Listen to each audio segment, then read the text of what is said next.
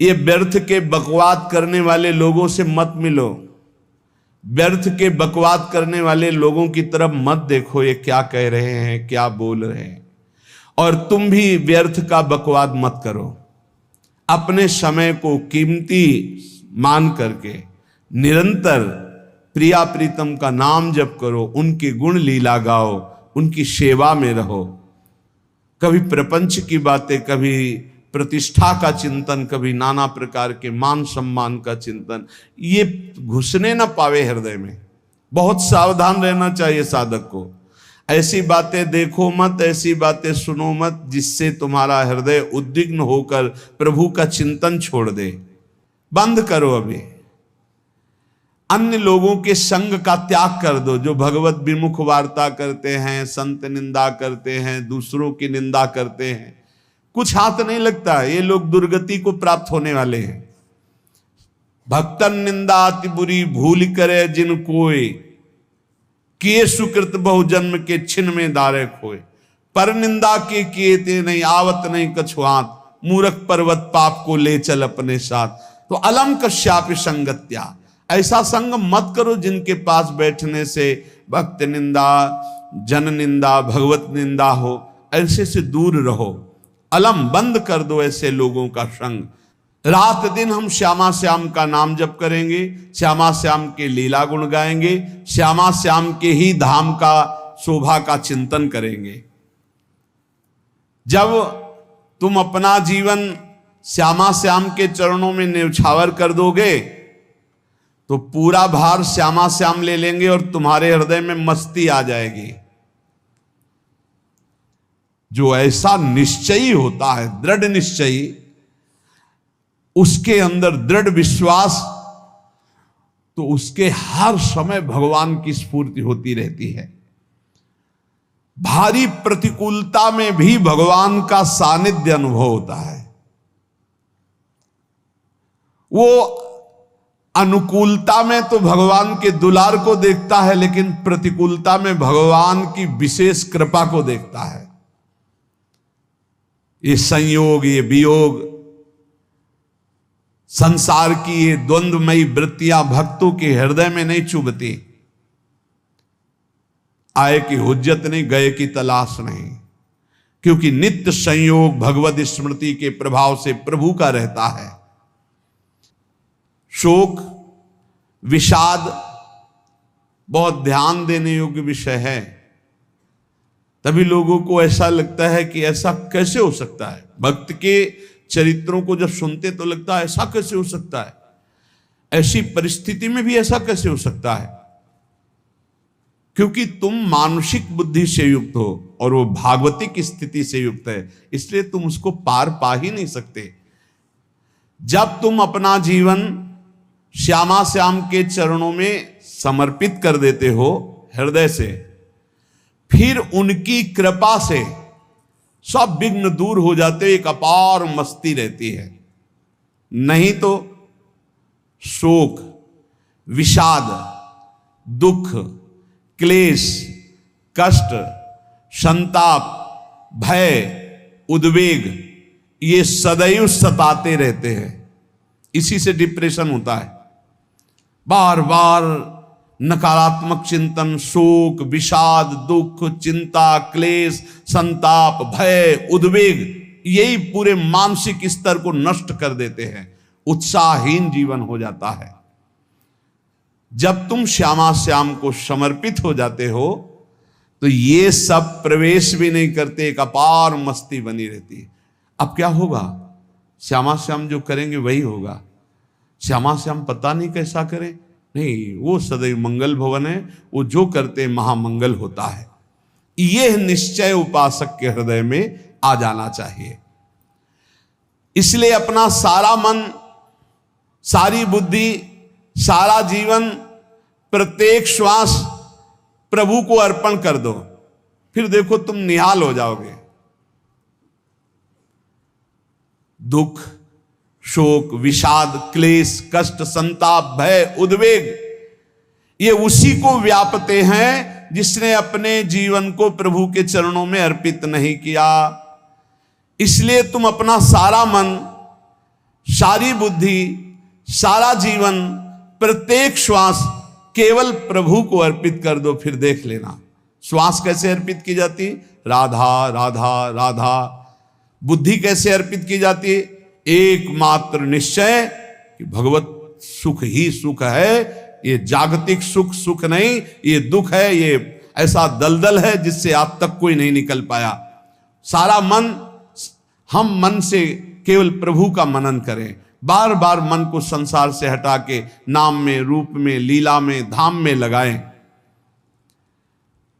बहुत प्रसन्नता हो जाती है उस उपासक के हृदय में जो अपना मन बुद्धि प्रभु के चरणों में अर्पित कर देता है। भगवान ने तो इसको बहुत उत्तम स्थिति बताया है कि मेरे से कभी वो अलग हो ही नहीं सकता यदि मन बुद्धि अर्पित कर दिया।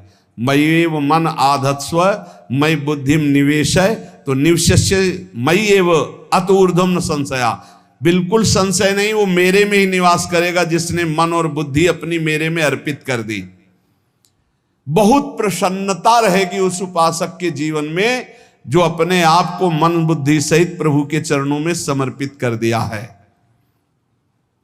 भगवान का आश्रय लेने वाले की पहचान है हर परिस्थिति में प्रसन्न रहना।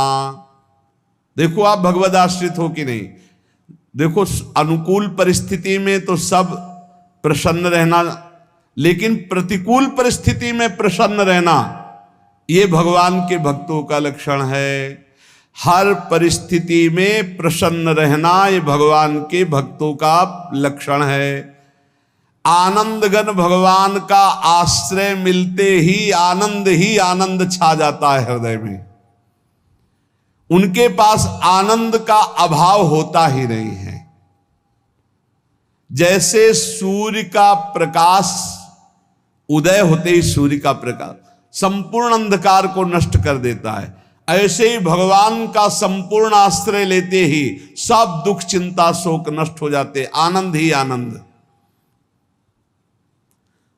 तुम भगवान के मंगलमय रूप को नहीं जानते हो, पर उनके मंगलमय भाव को, विधान को मानना शुरू कर दो। जो भी होता है मंगलमय होता है।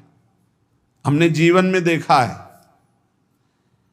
अगर इधर कोई बहुत बड़ा सुख दिया तो देर नहीं लगेगी, 24 घंटे नहीं व्यतीत होंगे और ऐसे दुख दे देंगे, जिससे दोनों का समान भाव रख करके ना दुख में तुम भूलो प्रभु को, ना सुख में फूलो, सीधे भगवत मार्ग में चल। पूरे जीवन की बात देखा है। भगवान के मंगल विधान में सदा सर्वदा सुख ही सुख है, इस बात को मान के प्रसन्न हो जाओ।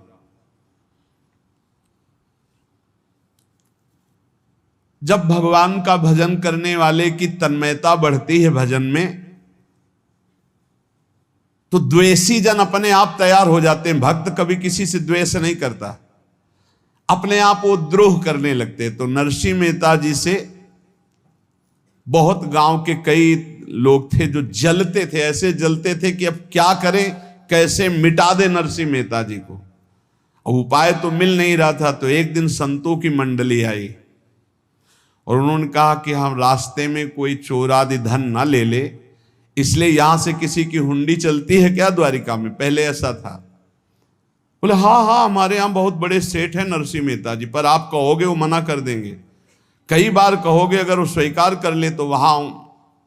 और उनका लक्ष्य था कि नरसिंह मेहता जी की तो खाने की भी सुविधा नहीं थी, हुंडी कहाँ की बात आई। उनका था कि जब वो ना कहेंगे तो संतजन नाराज हो जाएंगे, अगर हाँ कह दिया तो वहां हुंडी चुकेगी नहीं, तो संतजन अपने आप इनको शाप दे देंगे, अपराध बन जाएगा, ये नष्ट हो जाएंगे। संतों को भेजा नरसिंह मेहता जी ने, सबकी दंडवत की, चरण पखाड़े। तो उनका ये इतना रुपया है, द्वारिका में साधु सेवा हम करेंगे, वहां तुम्हारी हुंडी चलती है, तो आप अरे उनका आप कहाँ भूल रहे हो, यहाँ खाने की भी व्यवस्था। बोले हमें सब पहले से बता दिया गया कि आप मना करोगे, बार बार मना मत करो, हमें पता है। तो उन्होंने ठाकुर जी की तरफ देखा, बोले क्या लीला है प्रभु, संतों से हम क्या कहें, ये ले रुपए। उस समय स्वर्ण की मोहरें चलती थी, बेच के बाजार से खूब उन संतों को पवाया, उन्हीं संतों की सेवा की। और उनका अपने सेठ का नाम तो बताओ जहां हमें जाके हुंडी मिलेगी। सेठ, सावल सा सेठ। संत जन गए वहां, पूछा कि नरसिंह मेहता जी का जिन सेठ से परिचय, उनका नाम सावल सा सेठ, उनकी गद्दी कहाँ है? तो जो कुछ भक्त थे वो द्वारिकाधीश की तरफ संकेत करते कि वही हैं। बोले नहीं नहीं, वो सेठ है, उनकी गद्दी चलती। पूरी बाजार में कहीं कोई। अब संत जन एकांत में होकर के बहुत विचलित हुए, क्या हमारे साथ धोखा हुआ? नरसिंह मेहता जैसा संत क्या धोखेबाज हो सकता है? देखो, संशय तो बहुत विचित्र होता है। बड़े बड़ों को संशय हो जाता है। जब भगवती सती जी को संशय हो गया, राम जी को, हे खग हे मृग हे मधुकर श्रेणी, ऐसा पूछते हुए कि सच्चिदानंद कैसे हो सकते, तो किसी को हो सकता है, क्योंकि वो बुद्धि की अधिष्ठात्री देवी है। जो ही उनके मन में ऐसा आया कि क्या हमारे साथ धोखा हो रहा है, इतने में ही देखा जय हो सावल सा सेठ की। वो कहा सावल सा सेठ? तो देखा बढ़िया मुनीम जी उनके साथ, और सेठ बस्ता लिए हुए मुनीम जी, सरकार इधर से चलो। तो उनका सावल सा सेठ आपका नाम है? संतों ने कहा। बोले हाँ। बोले नरसिंह जी? हाँ। बोले आपकी हुंडी आ गई है। हुंडी एक कागज में लिखा कि ये हमारे सेठ जी को दे देना। वैसे लोग मुझे माखन चोर कहते, कोई कुछ कहता, लेकिन आपने सेठ बना दिया। जब आपने सेठ बना ही दिया तो आप कभी परवाह मत करना तुम। और ये सेवक आपकी सेवा में सदैव तत्पर है। भगवान ने ऐसा लिखा। जो भगवद आश्रित है, एक बार ये चलता रहता है, जो संत जन होते हैं उनके विरोधी अपने आप बन जाते हैं, किसी से कोई मतलब नहीं, अपने आप विरोधी बन जाते हैं। कबीरदास जी का पूरी काशी में यश था। भजन करने वाले महापुरुषों का यश बढ़ता है जब, तो जो भजनहीन होते हैं उनके हृदय में जलन पैदा हो जाती है, और वो उनको विविध प्रकार से फंसाना चाहते हैं, उनको कष्ट देना चाहते हैं। तो कबीरदास जी के यश को धूमिल करने के लिए कुछ ब्राह्मणों ने एक रचना रची। मुड़ मुड़ा के कबीरदास जी के शिष्य बन करके पूरी काशी के सब आश्रमों में निमंत्रण दे आए। कल भंडारा है, संत सेवा है, सबने स्वीकार किया। कबीरदास जी अपनी दिनचर्या करके निकले तो संत मंडली आने लगी। बोले कै बजे सेवा है? साधु सेवा। बोले कौन सी साधु सेवा? बोले कल आपके शिष्यजन निमंत्रण दे के आए, पूरी काशी के सब संत आ रहे हैं। कबीरदास जी ने कहा यहाँ तो एक की भी व्यवस्था नहीं, पूरी काशी के संत आ रहे। अच्छा, समझ में आ रहा है, लीला बिहारी तुम लीला करना चाहते हो। गए अपना निकल गए गंगा किनारे, एक झाऊ के नीचे बैठकर अपना भजन ध्यान में मगन है। 11-12 बजे तो उन्होंने देखा संतों की मंडली, काशी तो बहुत।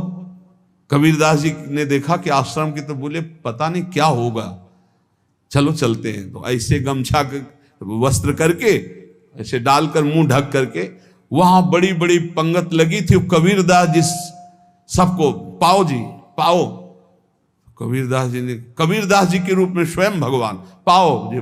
कबीरदास जी ने कहा अच्छा, जब स्वामी परस रहे तो हम भी बैठ के पा ले। तो जब उसी पंगत में बैठ गए अपना कपड़ा ढक करके, और जब मोहरे की दक्षिणा दे रहे थे सब लोग कि वाह कबीरदास जी ने आज तो साधु से। सबको जब कबीरदास जी के सामने आए तो ऐसे मुंह ढके, बोले देखो जो मेरा होता है उसे मुंह छुपाना नहीं पड़ता, मुंह ढकला नहीं पड़ता।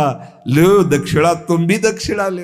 कबीरदास जी को कबीरदास जी दक्षिणा दे रहे, और वो कबीरदास जी है भगवान, और ये पाले वाले कबीरदास जी है भगवान के जन। कभी भगवान अपने, अरे जमाने जोर लगा ले, कितना जोर लगाएगा, भक्त और भगवान का झंडा कभी न झुकने पाएगा।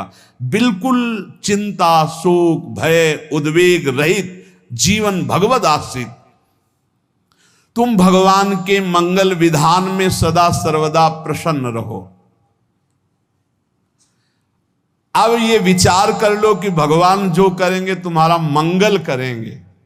अब थोड़ा ऐसा बीच में लगता है कि अमंगल हो रहा है क्या, लेकिन पक्का समझो बहुत बड़ा मंगल उनका विधान होता है।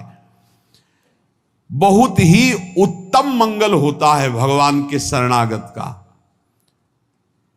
भगवान हमारे विचारों वाले नहीं हैं, हमारे विचार प्राकृतिक है, भगवान के विचार चिदानंदमय हैं। वो अपने विचार से हमारा मंगल करते हो, हम अपने विचार से मंगल चाहते हैं।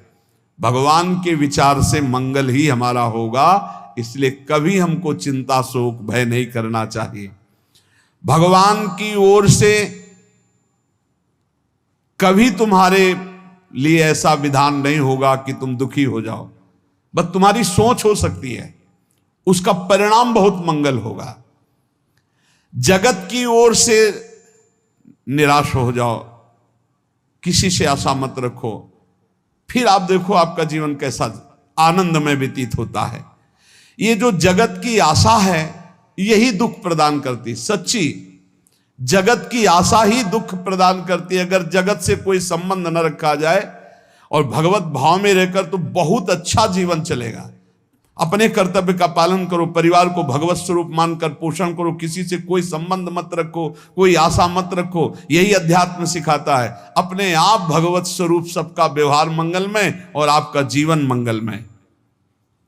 अपने घर में ऐसे रहो जैसे किसी अतिथि के घर में रह जाता है, चलना है यहां से जाना है। कौन रहता है अपने घर में अतिथि की भांति? भगवान का भक्त।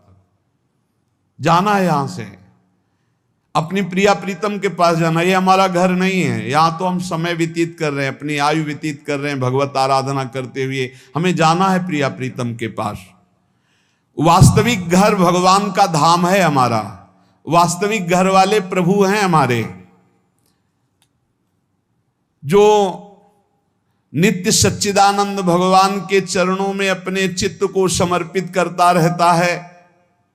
उसको यह अनुभव होने लगता है कि बड़ी कृपा है हमारे ऊपर, भगवान की बड़ी कृपा है हमारे ऊपर। सर्वसमर्थ परम सुहृद भगवान ऐसे भक्त के ऊपर हर समय वरद हस्त रखे रहते हैं। ये केवल प्रवचन नहीं, सच्ची बात मानिए। ऐसे भगवान का वरद हस्त हर समय रहता है। जब भगवान की छत्र छाया में भक्त अपने को देखता है तो आसपास घोर विपत्तियों का भी समुदाय हो तो भी वो आनंद में मगन रहता है। हर हालत में आनंदित रहना ये भक्त का स्वभाव है। भगवान ऐसे भक्तों को प्यार करते हैं जैसे कछुआ अपने अंडे को बाहर रख आवे और रात दिन उसका चिंतन करे। जब भक्त भगवान को समर्पित होता है तो भगवान रात दिन उसकी ऐसे चिंतन सुरक्षा करते हैं। अभय, ये दैवी संपदा का पहला गुण है। ये भगवान के शरणागत पर जागृत हो जाता है, वो भयभीत नहीं होता, किसी भी उससे भयभीत नहीं होता। यही डरपि हरिवंश हित, जिनो भ्रमय गुण सलिल पर। इस डर से डरते रहना चाहिए कहीं गुण रूपी पानी में फिसल न जाए, नहीं तो गलती हो सकती है। साधक सावधान रहे। ये अभय दैवी संपदा का सबसे बड़ा गुण है। जो भयहारी भगवान की शरण में आ जाता है तो उसके अंदर ये अभय प्रकट हो जाता है। अगर कहीं तुम्हें एकांत में भय लग रहा है, एक आदमी तो एकांतिक में आए थे, वो कह रहे थे कि हमें हर समय भय लगा रहता कि कोई हमारे पीछे है, अंधेरा तो लगता कोई खड़ा है, मैं जीना मुश्किल हो गया, ऐसा भय। देखो ये मन कैसा है, भगवान से विमुख होने पर कैसे डरवाता है। वो कह रहे हैं हर समय मुझे डर लगा रहता है, कोई सामने खड़ा है, कोई पीछे खड़ा है, ऐसा भय लगने लगता है। और जब भगवान की शरण में आ जाते हैं तो ये अभय स्थिति हृदय में जागृत हो जाती है। कोई भी भय आसपास आ ही नहीं सकता, यहां तक कि नरक का भी भय खत्म हो जाता है जो भगवान की शरण में है। महापापी भी पुण्यात्मा महान भक्तों के समान वो उत्तम गति को प्राप्त हो जाता है जो भगवान की शरण में हो जाता है। पर ये जो भोगों का आश्रय लिए हुए हैं, मनमानी आचरण कर रहे हैं, ये कभी उस अभय को जान ही नहीं सकते कोई अभय पद है क्या। इनको तो कदम कदम पर शोक, भय, और दुख की प्राप्ति होगी। कोई बचा नहीं सकता जो भोगों में लगे हैं, मनमानी आचरण कर रहे हैं। अगर निर्भय होना चाहते हो, परम सुखी होना चाहते हो, तो भगवान के शरणागत हो जाओ। सारे जगत को अभय दान देने वाले भगवान हैं। भगवान का एक प्रण है, ममपन शरणागत भयहारी। जो मेरी शरण में आ गया उसके भय का मैं नाश कर देता हूं। साधना में अवस्था मन की मानी जाती है कि आप कितने अच्छे साधक हैं। यदि आपका मन भगवदाकार है, हर समय भगवत चिंतन चल रहा है, आपके स्वप्न भागवती का रहे हैं, आपके विचार भागवतिक हैं, तो आपकी अच्छी साधना हो रही है। और यदि आपके स्वप्न गंदे आ रहे हैं, क्योंकि स्वप्न में मन का ही सारा खेल होता है, और आपकी चिंतन वृत्ति वासनात्मक चल रही, तो अभी साधना का प्रभाव मन पे नहीं पड़ा है। जिसका मन हर समय भगवत चिंतन करता रहता है, वो जीते जी जीवन मुक्त हो जाता, अनुभव होता है। जैसे किसी ने कहा कि हमें कैसे पता चलेगा कि हमारा काम हो गया है, तो जैसे आप भोजन पा लेते हैं तो किसी दूसरे से गारंटी थोड़ी लेनी होती कि हम छक गए हैं क्या, आप जरा बताना हम छक गए हैं क्या। नहीं, अपने हृदय में आ जाता है कि अब मैं तृप्त हो गया। ऐसे ही अपने हृदय में आ जाता है कि मेरा काम हो गया, अब मेरा जन्म नहीं होगा। ये हृदय में आ जाता है, अपने आप अनुभव में आ जाता है। जब स्वरूप बोध होता है तो किसी और से सलाह थोड़ी लेनी होती है, वो अपने आप अनुभव में आ जाता है।